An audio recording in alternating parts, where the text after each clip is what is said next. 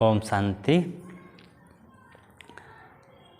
मनुष्य जीवन के कर्तव्यों के बारे में आप सब लोगों को बता रहे हैं क्योंकि आज मनुष्य जो है अपने कर्तव्यों से, अपने धर्म से दिनों दिन हटता जा रहा है, जबकि आज परमपिता परमात्मा इस धरा पर आ चुका है और वो हम बच्चों को जो है ज्ञान गुण शक्तियों से सजा रहा है। और फिर भी मनुष्य जो है दिनों दिन अपने जो है कर्तव्यों से और अपनी जिम्मेवारियों से हटता जा रहा है। तो इसलिए आज भगवान आया हुआ है, तो इसलिए आज हम सब आत्माओं को अपनी आंतरिक शक्तियों को जागृत करना होगा, क्योंकि आज मनुष्य का पतन दिनों दिन होता जा रहा है। तो उस पतन को बचाने के लिए, अपने जीवन में वास्तविक सुख शांति को प्राप्त करने के लिए ये प्रजापिता ब्रह्मा कुमारी श्री विश्वविद्यालय मनुष्य को जीवन जीने की कला सिखाती है और जीवन में सच्ची शांति कैसे प्राप्त करें और जो है मनुष्य जो है चरित्र निर्माण के लिए मुख्य रूप से ये संस्था ज्ञान देती है। तो आज मनुष्य जो है हम सब आत्माएं चार युगों से जो है सतयुग, त्रेता, द्वापर, कलयुग, चार युगों से अपना अपना पार्ट बजा रहे हैं। तो आज ये षष्ठी, ये समझ लीजिए कि ये षष्ठी एक रंगमंच है। तो हम आप आत्माएं चारों युगों से अपना अपना पार्ट प्ले कर रहे हैं। तो अब हम सबको घर चलने का समय है। हमारा आपका वास्तविक घर परम धाम या ब्रह्मलोक है। तो आज परमपिता परमात्मा हम सब बच्चों को बुलाने आया है, लेने आया है, क्योंकि हम सब माया के चंगुल में फंस करके काम, क्रोध, मोह, लोभ, अहंकार 5 विकारों में फंस करके अपने को भूल गए, अपने पिता परमात्मा को भूल गए, अपने वास्तविक लक्ष्य को भूल गए।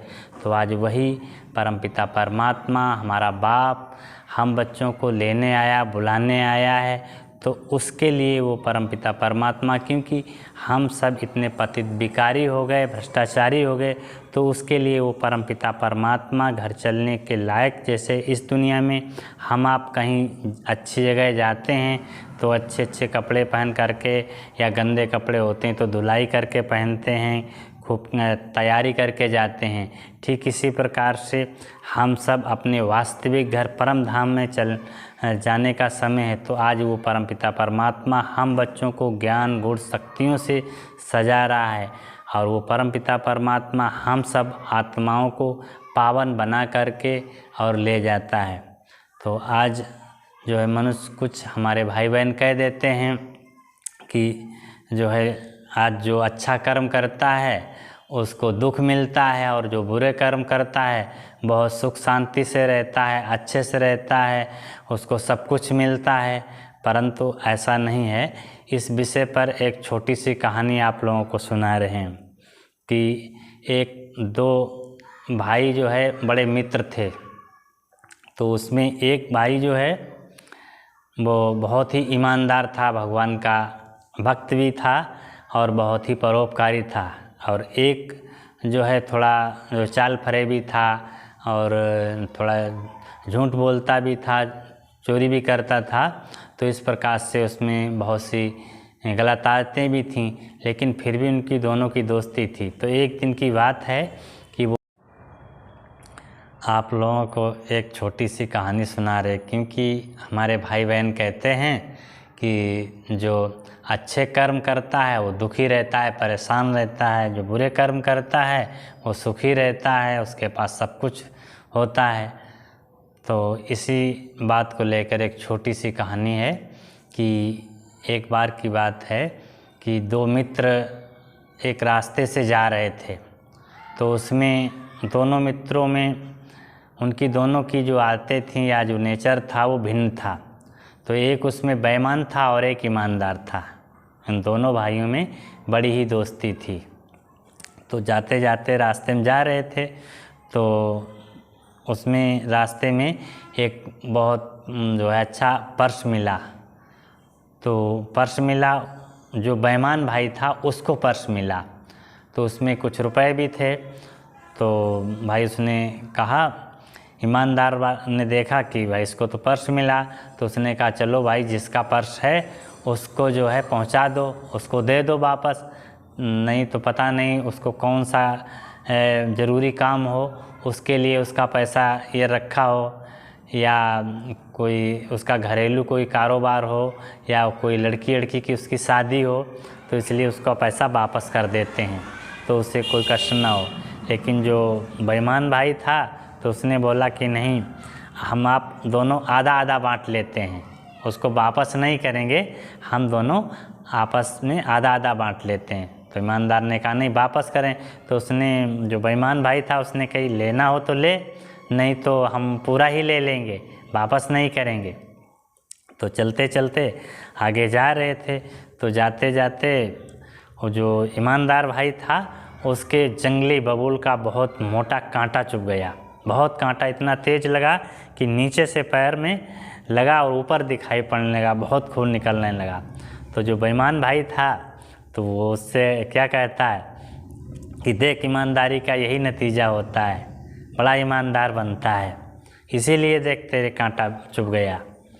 तो ये सब चीज़ें देखते हैं कि जो है देवता लोग देख रहे थे आकाश से, तो दिखाते हैं कि देवता लोगों ने कहा पृथ्वी लोक में तो बहुत बड़ा अनर्थ हो रहा है।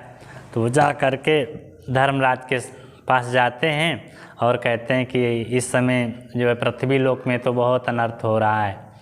तो उन्होंने क्या अनर्थ, तो उन्होंने पूरा स्टोरी बताया कि जो भाई बुरे कर्म करता है वो बहुत खुश रहता है, उसको जो है पर्स मिलता है, जो अच्छे कर्म करता है, ईमानदार है, उसके कांटा चुभता है। तो भाई धर्मराज ने तुरंत जो है चित्रगुप्त को बुलवाया और कहा इन दोनों का जो है खाता देखो। तो देखते क्या, चित्रगुप्त ने जब उन दोनों का जो है खाता पलटा तो पूर्व जन्म में जो बेईमान था वो बहुत बड़ा ईमानदार था, बहुत ही भगवान का भक्त था और बहुत ही धार्मिक विचारों का था। तो उसे तो वास्तव में जो है करोड़ों की उसको लॉटरी लगने वाली थी, लेकिन उसके बुरे कर्म करते करते उसका जो पुण्य था वो धीरे धीरे ख़त्म हो गया। और जब धीरे धीरे ख़त्म हो गया तो मात्र एक छोटा सा फर्श ही मिला उसको, उसी में सिमट गया। और जो बताया बेईमान था, वो जो ईमानदार था तो वो पूर्व जन्म में बहुत बड़ा बेईमान था। तो बताया है उसको तो इतनी बड़ी सज़ा मिलने वाली थी, जैसे कि फांसी की सज़ा, मृत्यु दंड जैसी सज़ा मिलने वाली थी। लेकिन उसने जो पुण्य कर्म करे, अच्छे कर्म करे, ईमानदारी से चला, तो उसका धीरे धीरे पाप घटते घटते मात्र जो है एक कांटा ही उसको लगा, जो बहुत बड़ा जो उसको कष्ट मिलने वाला था, तो मात्र एक कांटे के रूप में मिल करके उसका ख़त्म हो गया। तो इसलिए ऐसा आप लोग कभी भी ना सोचें कि जो अच्छे कर्म करता है जो है वो दुखी रहता है और बुरे कर्म करता है सुखी रहता है, ऐसा नहीं। हर कर्म का, हमारे आपके एक एक कर्म का हिसाब किताब चुकतू करना ही पड़ता है। अगर हम अच्छे कर्म करते हैं तो उसका हमें अवश्य अच्छा फल मिलता है, अब वह आज मिले या कल मिले। और हम आप बुरे कर्म करते हैं तो ऐसा हो नहीं सकता कि उसका हमें फल ना मिले। अगर बुरे कर्म करेंगे तो उसका भी हमें बुरा फल मिलेगा, और अच्छे कर्म करेंगे तो उसका भी हमें अच्छा ही फल मिलेगा। तो इसलिए हमें हमेशा ही अच्छे कर्म करना है। कभी भी इस बात पर नहीं आना है कि देखो वो बुरे कर्म करता है उसको बहुत ही सफलता मिल रही। तो इसलिए ये नहीं सोचो, हो सकता है पूर्व जन्म में उसने बहुत ही अच्छे कर्म किए हों तो इसलिए उसे जो है अच्छा मिल रहा है। तो इसलिए कहते हैं, शास्त्रों में भी ऐसा दिखाते हैं, शास्त्रों में ऐसा दिखाते हैं कि शिशुपाल ने जो है 100 गलतियाँ की, तो कहने का मतलब उसका इतना पुण्य था कि वो 100 गलतियाँ तक करता तो तब तक उसको माफ़ था। और जैसे 101 हुआ तो दिखाते हैं कि कृष्ण भगवान ने जो है सुदर्शन चक्र से उसका गला काट दिया। तो वास्तव में जब तक हमारे पुण्य रहते हैं तो तब तक हमें जो है बुरे कर्मों में भी सफलता मिलती है। तो लोगों को ऐसा लगता है कि वो बुरे कर्म कर रहा है इसको सफलता मिल रही, नहीं, ऐसा अवश्य है कि पूर्व जन्म में उसने अच्छे कर्म किए हैं, पुण्य कर्म किए हैं, इसलिए उसे सफलता मिलती है। क्योंकि हम आप जो है सामने का देखते हैं, नज़दीक का देखते हैं, बहुत दूर का नहीं देख पाते हैं। तो इसलिए हमें कभी भी ऐसा नहीं सोचना है कि हम बुरे कर्म करेंगे तो जो है हमें सफलता मिलेगी।